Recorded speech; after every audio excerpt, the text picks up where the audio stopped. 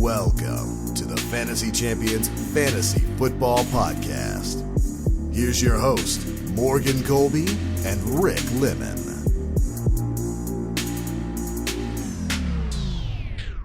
Welcome in to the Fantasy Champions Fantasy Football Podcast. It's just me today in a hotel room in the middle of nowhere. So I'm all over the place this summer. We'll be back again together next week, Morgan and I. So get used to me, or I should say, you don't have to get used to me being in a hotel room. This is kind of a one-time thing. Hopefully, we'll see. Who knows? Anyway, so we have a lot to get into for this episode. We're going to be talking about top 5 forgotten players in fantasy. Everyone gets into the hype all year on newer guys, on new teams, maybe players who are rookies or just popping in training camp. This podcast is going to be about 5 guys that we've kind of forgotten about who have been consistent, solid players throughout the year or throughout the last couple of years that you can get later in rounds.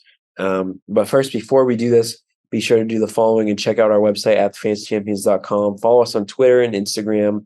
You can also like us on Facebook, at Twitter at the FF Champs, Instagram at the Fantasy Champions, Facebook at facebook.com/the Fantasy Champions. You can even follow us on TikTok at the FF Champs if you're listening to us on Apple Podcasts, Spotify, Stitcher, or any other podcasting platforms. Make sure you leave a review and share it with your friends. If you're watching on YouTube, subscribe, click that little bell for notifications, and like and comment and tell us, if I'm missing anybody, or if you think these guys aren't forgotten, or if they're good. You're like, oh man, I really did forget about that player and how good he was. Thanks for reminding me. No problem. Anyway, without further ado, gonna get into this. So, top 5 forgotten players. These are guys that I think could be higher, but they're not. For one, they're not like sexy players. They're guys who have just been pretty consistent over the last couple of years. Maybe they're getting older. They're probably still on the same team as they've been on. And somebody that is just productive players, right? And number 1 on this list, the first guy that came to my mind, who I've been drafting a lot this year, and he is starting to climb up boards a little bit. So we'll see by the time you draft, we might get to August, or late August, I should say. Time flies. In September, and this guy might be going really higher. And that's Chris Godwin. Chris Godwin is somebody who has just been really, really solid throughout the last couple of years. Obviously, he's had Tom Brady, and now he has Baker Mayfield. I think that's the reason why everybody's pretty down on Chris Godwin this year, and the reason he's going, I want to say like 5th and 6th round. But he shouldn't be, because even without Tom Brady in the past, Chris Godwin has been pretty consistent. And the thing with Godwin is he is the slot receiver, and he's going to get a lot of receptions either way. I'm pulling up his numbers right now of what he was in the past, even without Tom Brady. So 2019, when Brady was still in the Pats, and I believe the famous Winston was on the Buccaneers, Chris Godwin was the wide receiver 2 in all of fantasy. That's ridiculous. That is ridiculous. I believe 2020, I don't know, was Brady on the team in 2020? We're going to find that out as well. He might have been. He was. So it was just 2019, but still, 2019, he was wide receiver 2 without Tom Brady. So that shows that it wasn't just Brady helping Chris Godwin. He's always been a really solid wide receiver. Obviously, in 2020, he only played 12 games, but was really solid in those 12 games.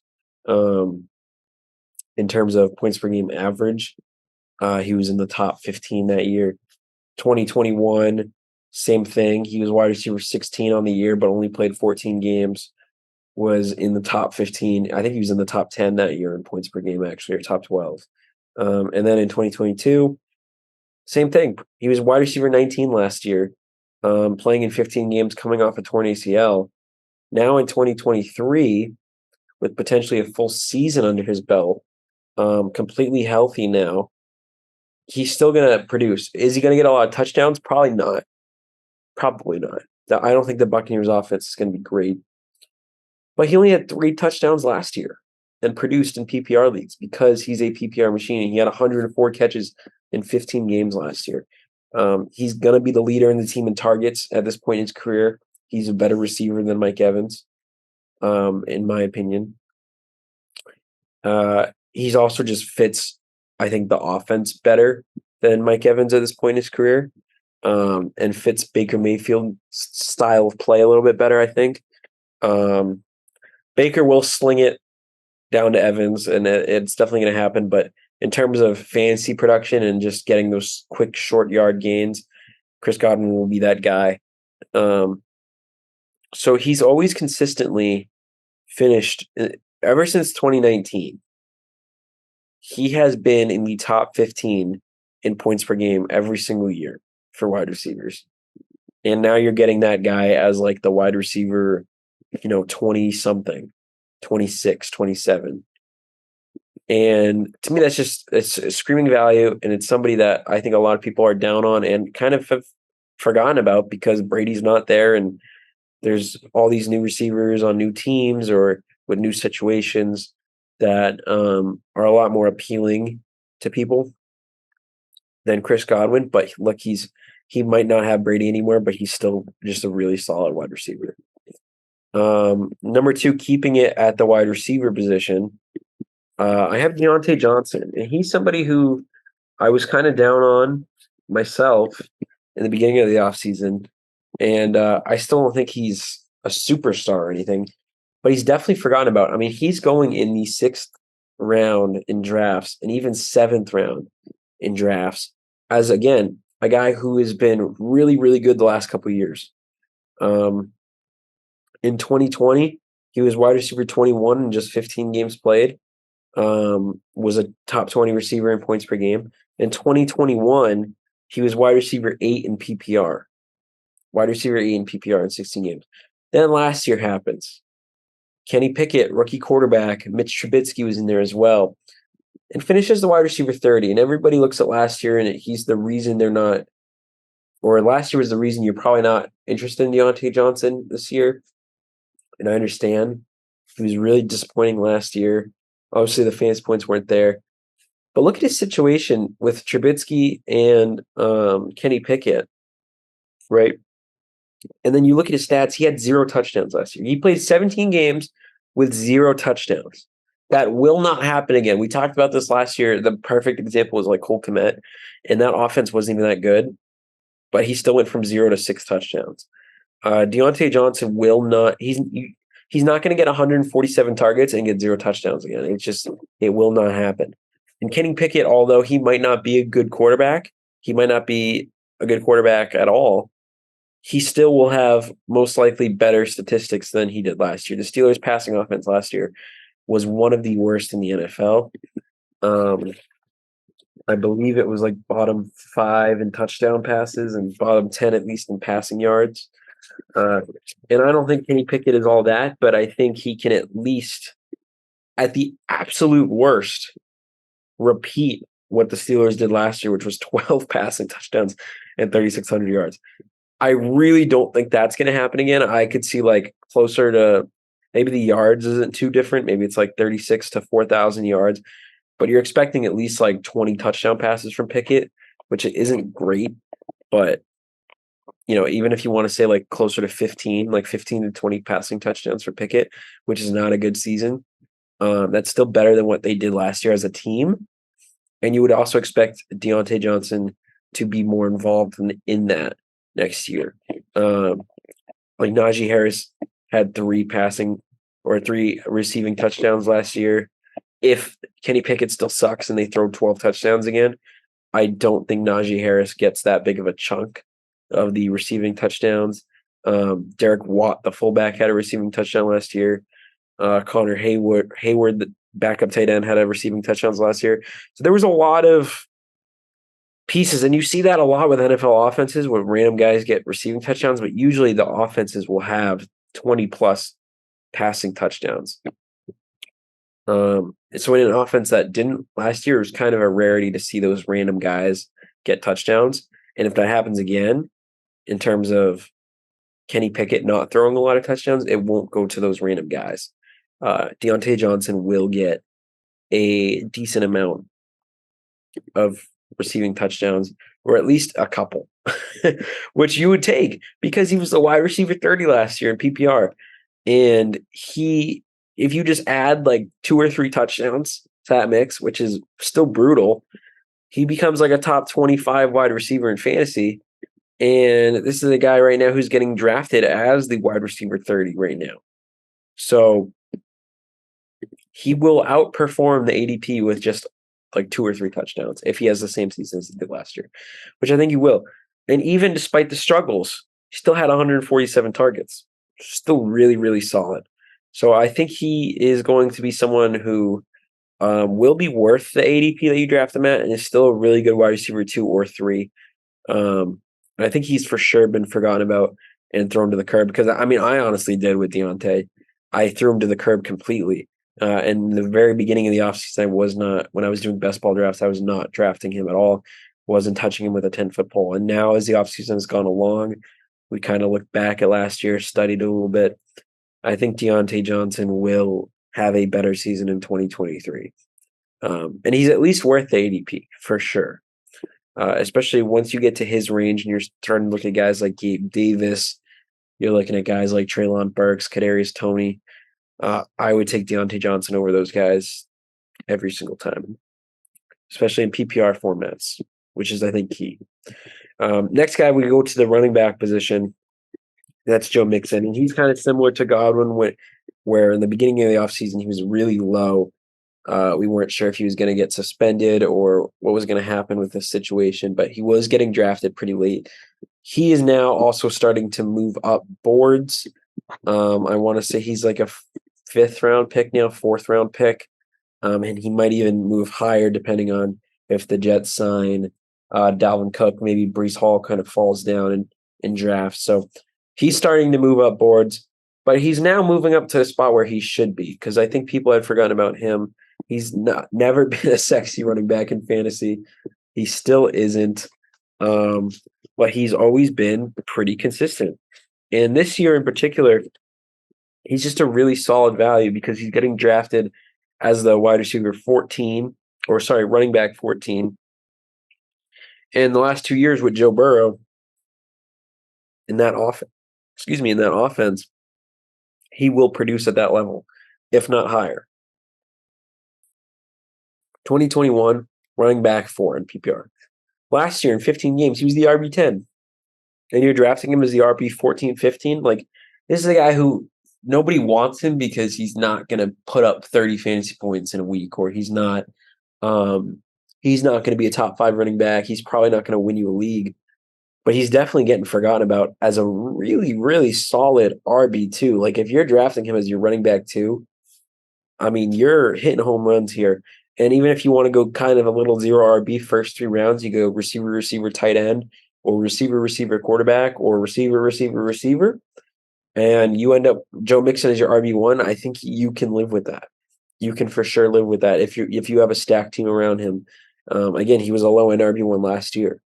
And there's nothing changing with this Bengals offense. This is the same Bengals offense as it's been the last couple of years. If anything, the offensive line has gotten better, which should only help Joe Mixon, who last year was really inefficient, only 3.9 yards per carry, and was still the RB10 in PPR. So, I mean, this is a guy who's getting close to 300 touches. He's in an elite offense as pretty much a workhorse back. So, Joe Mixon checks all the boxes. He's not sexy, but he's definitely really still solid, and he's for sure getting forgotten about. And the next guy on this list is another kind of veteran running back who's still in the same team, and he's getting older, so maybe has kind of dropped down a little bit in that sense. But that's Aaron Jones. And Aaron Jones, the big one with him is no more Aaron Rodgers, right? You're going from Aaron Rodgers to Jordan Love, which should hurt him a little bit, especially in the passing game, where he had 5 receiving touchdowns last year and 6 the year before. But this dude has been consistently a top 10 running back the last 4 years. 2019, RB2, 2020, RB5, 2021, RB10, 2022, last year, RB9. I think he's probably going to regress a little bit, especially in the passing game. But he's getting drafted as RB15, RB16, right? So that's middle of the pack running back 2. That's 5th round, right? 4th or 5th round. That's solid for me, and I do feel like he's getting kind of forgotten about, where you have guys like, some of these younger guys, Gibbs, who I think is obviously worth it, Travis Etienne, Najee Harris, Breece Hall, who we'll see. These guys are flying up boards ahead of Aaron Jones, who's kind of a proven solid RB2. And yeah, the age thing is a concern as well. And I think it's a valid concern. But he's still really solid, and he's still the RB1A, at least in that backfield. At worst, going to be the RB1B in that backfield, but he'll still be the pass catching back, which in PPR is all you need. And one interesting stat with Aaron Jones I noticed, again, similar to Deontay Johnson, only 2 rushing touchdowns last year on 213 carries.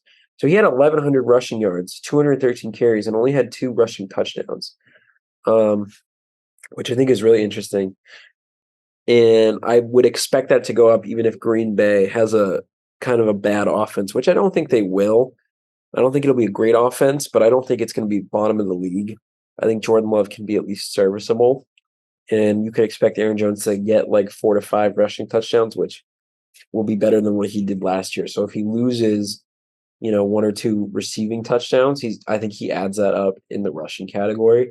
And ends up having a pretty decent season in PPR. He's not somebody who I'm like extremely going out of my way to draft, but he's definitely someone who I think has been forgotten about. And I'm kind of surprised of where he is going in drafts as of right now. And he's somebody who, again, you want to go 0 RB and you land or close to 0 RB, you go 0 running back first 3 or 4 rounds. Aaron Jones can definitely be a great pick there for you in the 4th or 5th. And even if you had a running back, he's a really, really good RB2. Maybe if you draft somebody who's a little risky as your RB1, or Ramondre Stevenson, Josh Jacobs, considering we don't know what his contract situation looks like. Maybe someone like Jahmyr Gibbs, you just don't know. He's a rookie, right? And you want to get kind of a solid foundational piece as your RB2. Aaron Jones is that guy for you. And he's for sure been getting forgotten about. Because you look at some of these other veterans too, like Derrick Henry, RB is still going pretty high. Joe Mixon is going higher than Aaron Jones. Even Najee Harris. So I think Aaron Jones isn't too far off from a guy like Najee, and he's getting drafted a full round behind him, a round and a half. So Aaron Jones, pretty solid there. And we're already at our last guy here, and our last guy is a little different because I know I said these guys would all kind of stay at their same teams. His situation is a little different because he's kind of, I think, been forgotten about because of his age as well and injuries, which is always a horrible combo in fantasy. So I think a lot of people are kind of out on him, but it's getting to the point where I'm starting to really like it. And that's Darren Waller, the Walrus. And I don't think this is a guy that Morgan might agree with, but I'll give you my take on him and why I'm starting to really like him. I know DraftKings does best ball, and I did a best ball draft last night for DraftKings just to kind of mess around with it, see what the ADP were and stuff. And I believe I got Darren Waller in the 8th round as the tight end 8 off the board. And he's right there with like Evan Ingram and David Njoku and Pat Freiermuth. Now, Morgan might have Freiermuth ahead of Waller, and I think that would be fine. But to me, I think Waller is a tier above all those guys and has the potential to be really good. I know early training camp hype, so take this with a grain of salt. Don't be all invested in it. But Darren Waller has been reportedly the best player on the Giants, and he's unguardable in training camp so far. And Daniel Jones, which I think is the bigger thing, is throwing him the ball a lot, like a lot. He's getting a high target share. in training camp so far. So if he can just stay healthy and on the field, which I think has been a concern in the past. We look at last year and the year before that, he's had his injuries.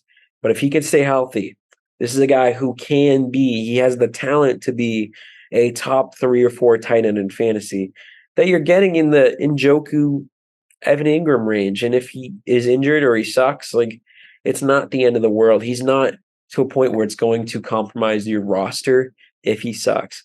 And because he keeps falling back in drafts, the further he keeps moving back, the more I like him.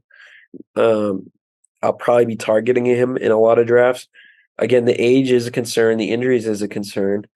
But if he stays healthy, I mean, we saw in 2019, he was the tight end 3. In 2020, he had 146 targets. It was a beast. Last couple of years, injuries. But even he still has produced when he's been on the field. It's just been injuries, right? So you're drafting a guy that could finish as the tight end like 4 or 5, as the tight end 8, in a round that you're starting to get to your bench players. You've kind of built the core of your team already. And Waller, if he's there, especially as the last tight end, to me, he's a part of that tier.